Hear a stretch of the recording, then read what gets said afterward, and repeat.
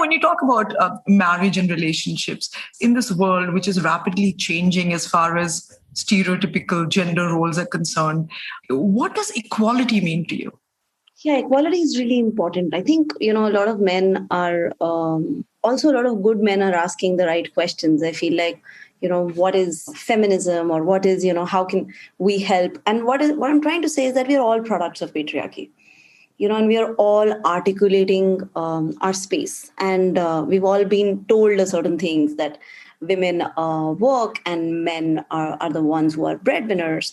And then there's this whole generation of my generation, where our parents were like, oh my God, our girls are going to go be brought up like boys, because they were so suppressed. So there's this whole generation which is, built us as like go-getters, and, you don't have to do what I did. And then there's a whole generation of Indian men who've seen their mothers, still work at home.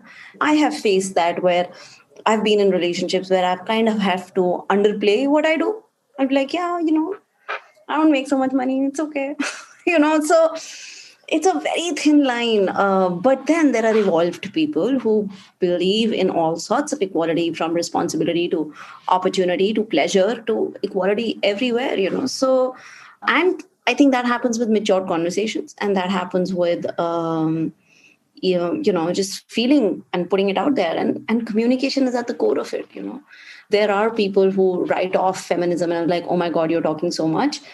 But, there are also kinder people who ask the right questions and who say, okay, how can we support? What is it about? There's suppression for so many years that women are now finding their way of articulating a sense of suppression, and everyone's figuring their way out. It does not mean that somebody is wrong or right or bad, or, it just means space, it just means space of thought, space of communication, and if you feel like that was not cool, there is a line that needs to be drawn. Those conversations should be healthy.